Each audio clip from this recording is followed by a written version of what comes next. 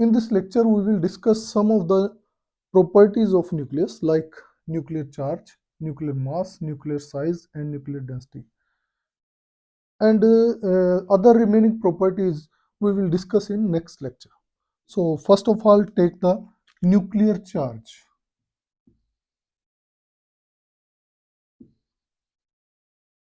Nuclear charge, or we can say charge on nucleus. Nucleus के ऊपर कितना charge है? We know an atom is denoted by X, A and here is Z. मैंने आपको already बताया what is a is mass number, जिसको हम number of nucleons भी बोलते हैं, total number of nucleons, total number of nucleon. Nucleon क्या होते हैं? न्यूक्लियस के जो कंस्टिट्यूएंट पार्टिकल है। न्यूक्लियस के अंदर क्या क्या होता है? प्रोटॉन और neutron. So nucleon is number of nucleons की बात करेंगे, number of protons and neutrons. Collectively इनको हम न्यूक्लियंस बोल देते हैं। Now what is Z? Chadwick ने, साइंटिस्ट थे, उन्होंने 1932 में न्यूट्रॉन की डिस्कवरी की। तो न्यूट्रॉन की डिस्कवरी के बाद हमने प्रोटॉन न्यूट्रॉन थ्योरी स्टडी की थी, ठीक है। तो उसके अकॉर्डिंग जेड क्या होता है? Z is number of protons. Obvious है, protons lie inside the nucleus. और मास नंबर क्या है? टोटल नंबर ऑफ न्यूक्लियंस, यानी number of protons and number of neutrons, ठीक है। तो अगर चार्ज की बात करें हम, total charge on nucleus, this is equal to charge on proton plus charge on neutrons, ठीक है। कितने प्रोटॉन्स हैं? जेड प्रोटॉन है। कितना चार्ज होता है एक प्रोटॉन के ऊपर? प्लस ही, तो Z into e. Plus neutrons कितने होंगे? अगर ए यहां पे टोटल नंबर ऑफ प्रोटॉन्स और न्यूट्रॉन है, ठीक है, तो न्यूट्रॉन कितने हो गए? A minus Z.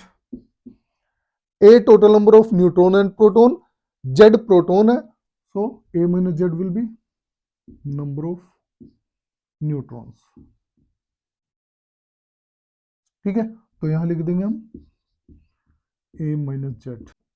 A minus Z is number of neutron. और चार्ज ऑन न्यूट्रॉन, चार्ज कितना है न्यूट्रॉन के ऊपर? 0। न्यूट्रॉन्स आर चार्जलेस, ठीक है, 0 चार्ज होता है। तो ये कितना हो गया? 0।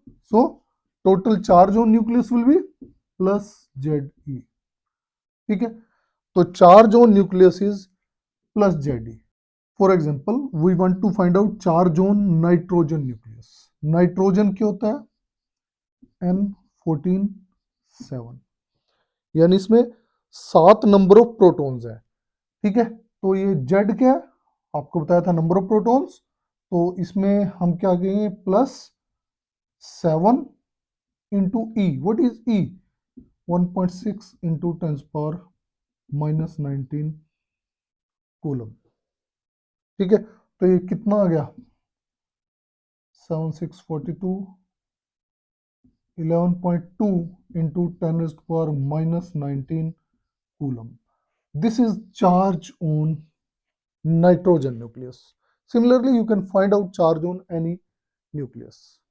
किसी भी एटम के न्यूक्लियस पे आप चार्ज फाइंड आउट कर सकते हो। उसका आप प्रोटॉन देखेंगे, कितने नंबर ऑफ प्रोटॉन है, उसको ई से मल्टीप्लाई करो। व्हाट इज ई? ये ई है चार्ज ऑन इलेक्ट्रॉन या चार्ज ऑन प्रोटॉन हम कह सकते हैं, ठीक है। इससे मल्टीप्लाई कर दो तो हम यहाँ पे चार्ज ऑन न्यूक्लियस निकाल सकते हैं। किसी भी एटम के न्यूक्लियस के ऊपर हम चार्ज निकाल सकते हैं। Now we come to second property, nuclear mass. Nucleus के अंदर कौन कौन है? प्रोटॉन और न्यूट्रॉन। ठीक है, तो कितने प्रोटॉन है? जितने प्रोटॉन है उन सब का मास प्लस जितने न्यूट्रॉन्स हैं उन सब का mass, that will give mass of nucleus. So Z into MP. What is MP? MP is mass of proton. एक प्रोटॉन का मास। कितने प्रोटॉन है? Z प्रोटॉन है, तो सारे प्रोटॉन्स का मास कितना हो गया? Z into MP plus A minus Z neutron है, Mn। What is Mn? Mass of neutron.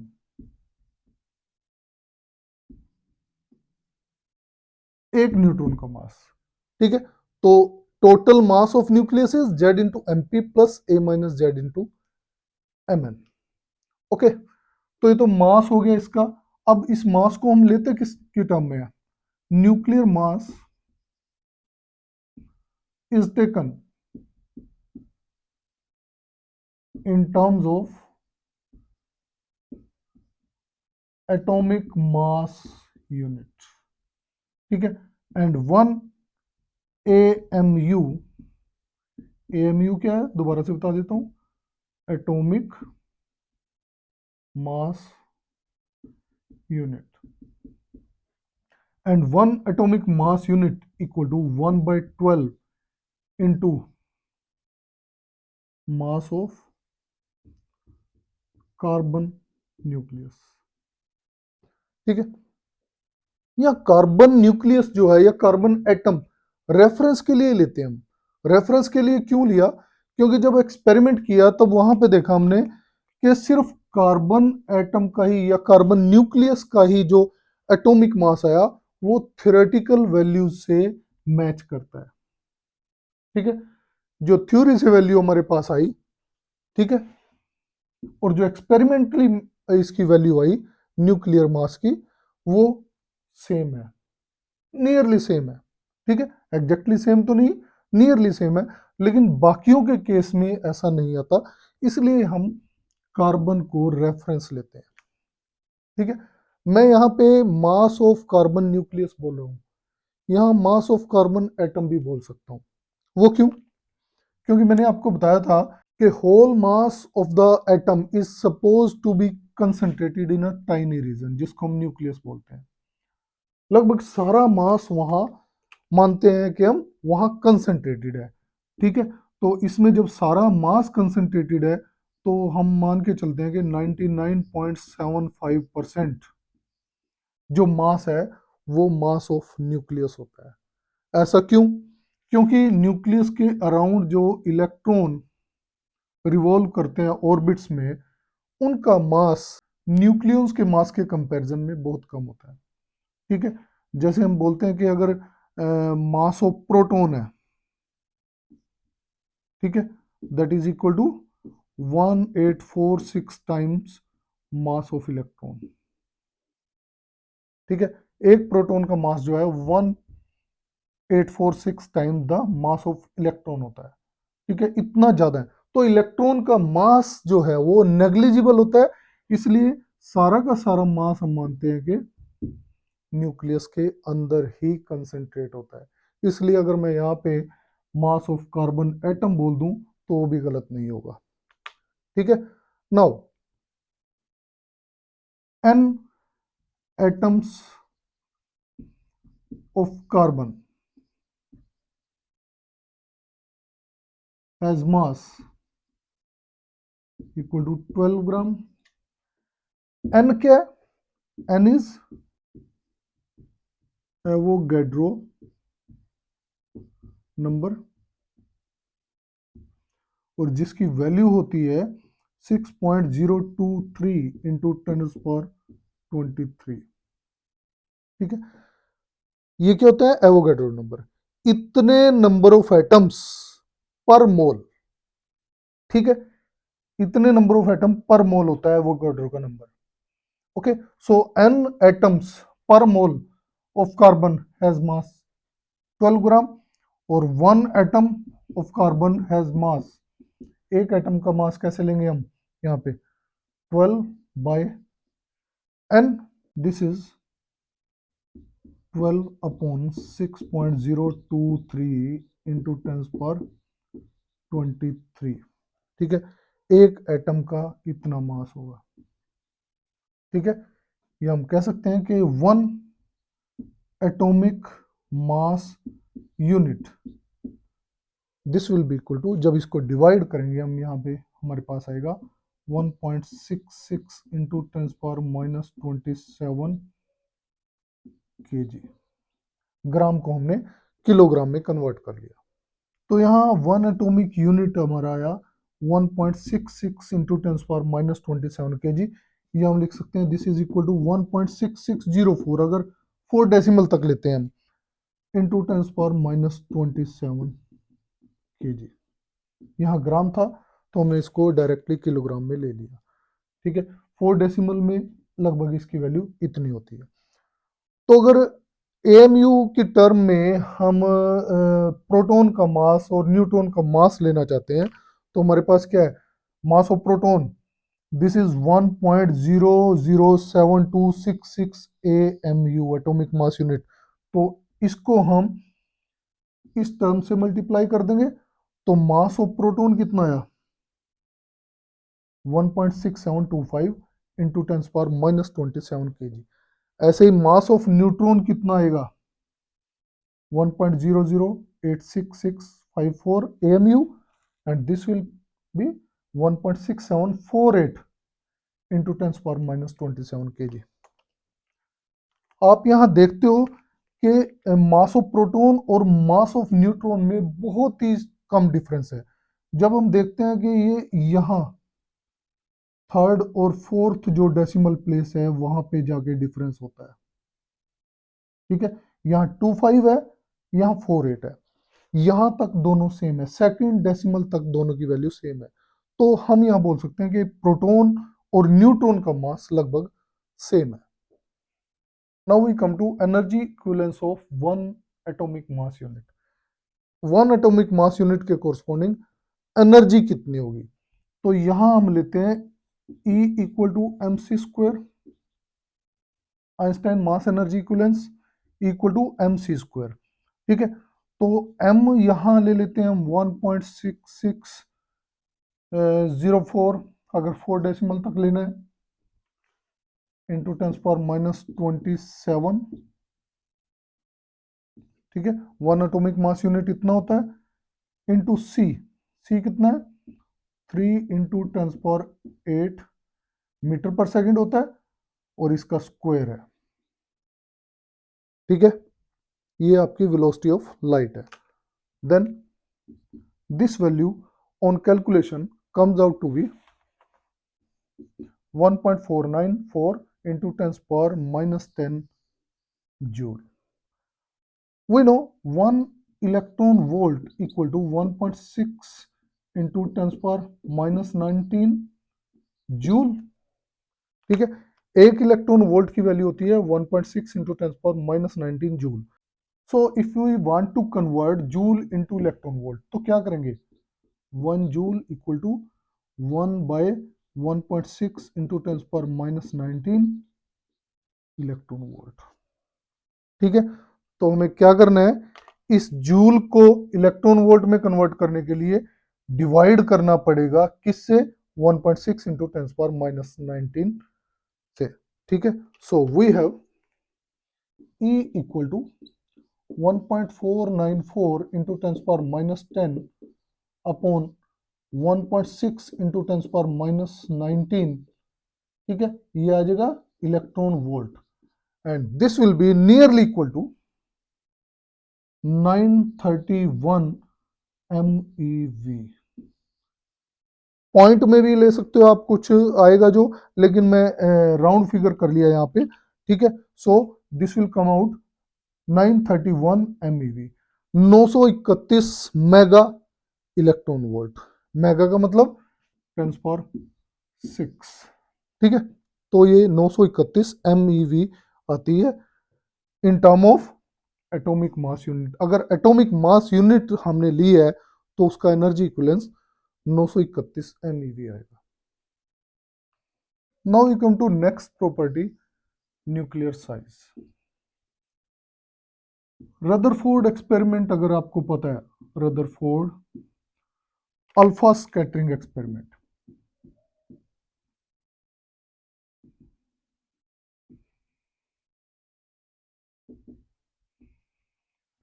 इसका अगर लिंक चाहिए तो मैं डिस्क्रिप्शन में आपको दे दूंगा, ठीक है। Rutherford alpha scattering experiment with gold foil explain किया हुआ है।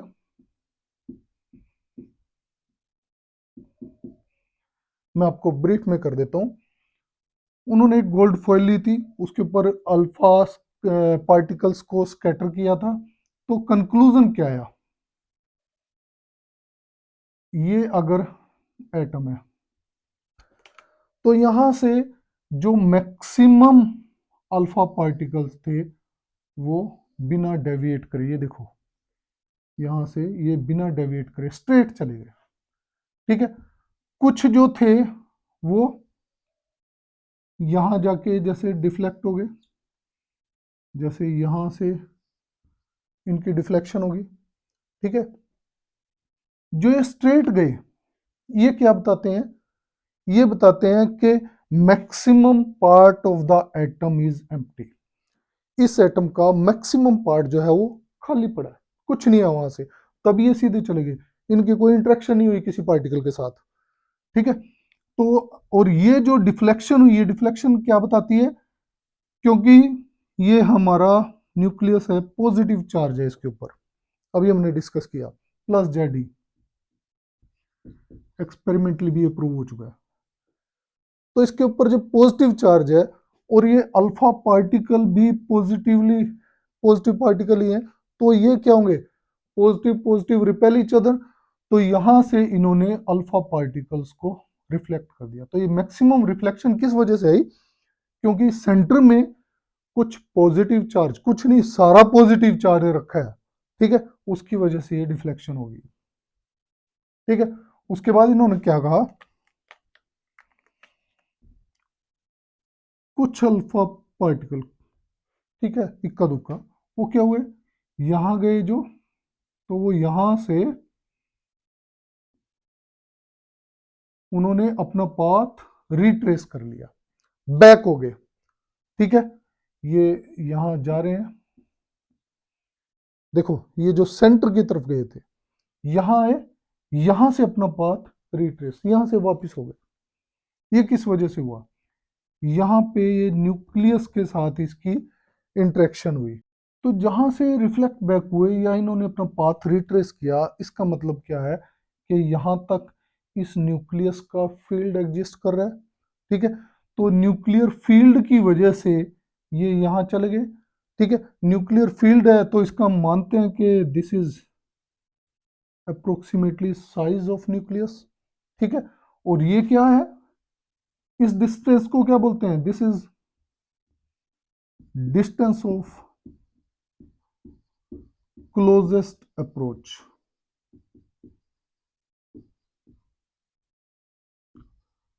ठीक है। यहां तक मानते हैं कि यहां तक न्यूक्लियर फील्ड है, तो इसका मतलब यहां तक हमारा न्यूक्लियस हो सकता है, ठीक है। तो ये डिस्टेंस ऑफ क्लोजेस्ट अप्रोच है और इसकी वैल्यू लगभग आई थी 10⁻⁻14 मीटर लगभग, ठीक है। तो ये रदरफोर्ड मॉडल ने कहा, ये सारा एक्सप्लेन किया, इसका अप्रोक्सीमेट साइज भी बता दिया, और साथ में उन्होंने क्या एक्सप्लेन किया कि जो ये हमारा न्यूक्लियस है ये स्फेरिकल शेप में होगा। ये जो इसकी बात करूं मैं न्यूक्लियस की, ठीक है, स्फेरिकल शेप में है, ठीक है। तो स्फीयर है जिसका रेडियस मान लो मैं कैपिटल आर मान लेता हूं, capital R is radius of nucleus. तो volume of this sphere will be 4/3 pi r cube. He also assumed that this volume of this nucleus, जो spherical nucleus लिया, इसका volume जो है that is directly proportional to number of nucleons. ठीक है, number of nucleons means mass number, number of protons and number of neutron that is mass number, इसके directly proportional है। ठीक है, तो यहां से अगर हम लें R cube will be directly proportional to A. R cube is directly proportional to A because these are constant terms. 4, 3, pi ये constant होती है, तो यहां से हम लिख सकते हैं R is directly proportional to A raised to power 1 by 3 and R equal to R naught into A power 1 by 3. What is R naught? R naught एक कांस्टेंट है, कांस्टेंट ऑफ प्रोपोर्शनलिटी है। आर नोट को हम empirical constant भी बोलते हैं और यहां से इसको हम न्यूक्लियर रेडियस पैरामीटर भी बोल देते हैं। R nought is also known as nuclear radius parameter. ठीक है, और इसकी वैल्यू नियरली इक्वल टू होती है 1.2 टू टेंस पावर -15 मीटर, या जिसको हम 1.2 फर्मी मीटर भी बोल सकते हैं, F फॉर फर्मी, और फर्मी 1 फर्मी 10 पावर -15 होता है। ठीक है, सो ये आर नोट की वैल्यू आ गई which is nuclear radius parameter. So R will be equal to, R nought की वैल्यू यहाँ पुट कर दो 1.2 into 10 power -15 into A raise to power 1/3। तो किसी भी न्यूक्लियस का रेडियस अगर हमें निकालना है, उसका हमें मास नंबर पता है, यहाँ पुट कर देंगे तो उसके रेडियस की वैल्यू आ जाएगी। जैसे अगर हमें कार्बन का निकालना है, कार्बन कार्बन में हमें पता है A12 होता है, तो यहाँ पुट कर देंगे R equal to 1.2 into 10 power -15, A की जगह 12, 1/3। तो यहाँ से आप कार्बन एटम के न्यूक्लियस का रेडियस निकाल सकते हो, radius of nucleus of carbon atom. ठीक है, इसको कैलकुलेट करेंगे तो रेडियस आ जाएगा। Now we come to last property of our lecture. ठीक है, इस लेक्चर की में जो न्यूक्लियस की लास्ट प्रॉपर्टी न्यूक्लियर डेंसिटी है उस पे आते हैं।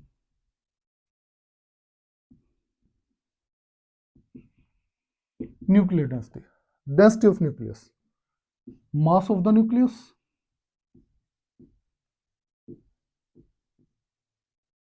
Upon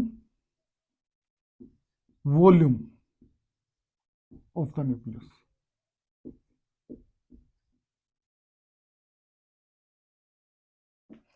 mass upon volume density होता है। ठीक है, तो किसकी डेंसिटी निकाले हम? न्यूक्लियस की, तो मास of nucleus upon volume of the nucleus. Nucleus का मास क्या होता है? मास ऑफ वन न्यूक्लियन, ठीक है, वन न्यूक्लियन, प्रोटॉन या न्यूट्रॉन इनटू मास नंबर, या mass of one nucleon into total number of nucleons.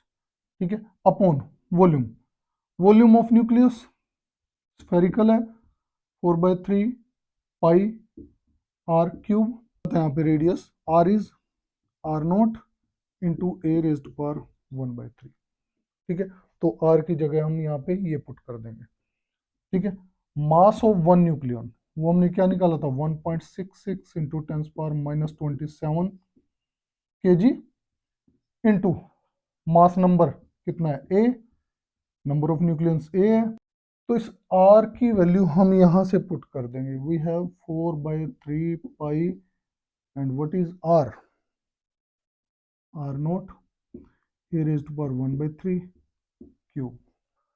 Okay, so this is 1.66 into 10 power -27 into a upon 4/3 pi r naught cube into a। ये a raised पर 1/3 है और ये power 3 है, तो 3 और 3 ये कैंसिल हो जाएगा, सिर्फ a बचेगा।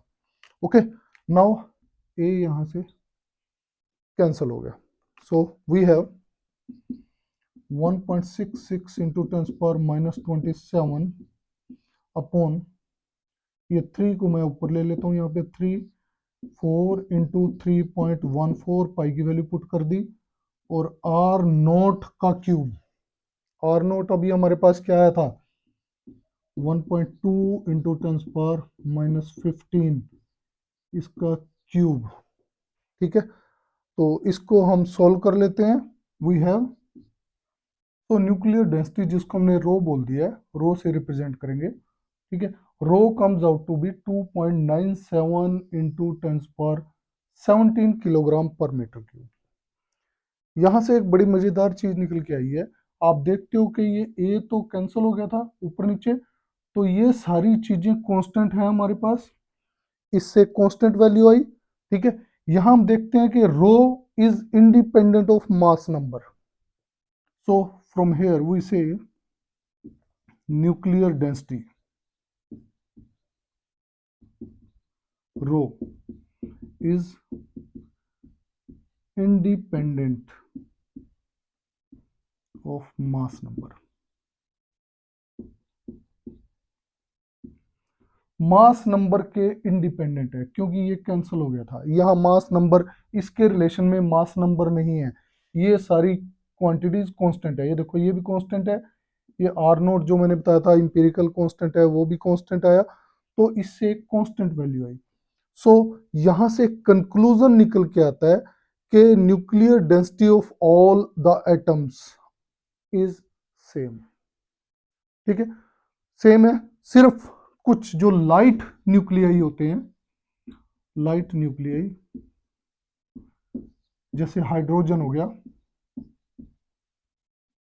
उनके केस में थोड़ी सी डेविएशन आप देख सकते हो, otherwise nuclear density is same for all the atoms. So in this lecture we have discussed nuclear charge, nuclear mass, nuclear size, nuclear spin। ठीक है, जो बेसिक न्यूक्लियर प्रॉपर्टीज हैं वो यहाँ हमने डिस्कस किए हैं, जो रिमेनिंग प्रॉपर्टीज हैं we will discuss in next lecture। Thank you।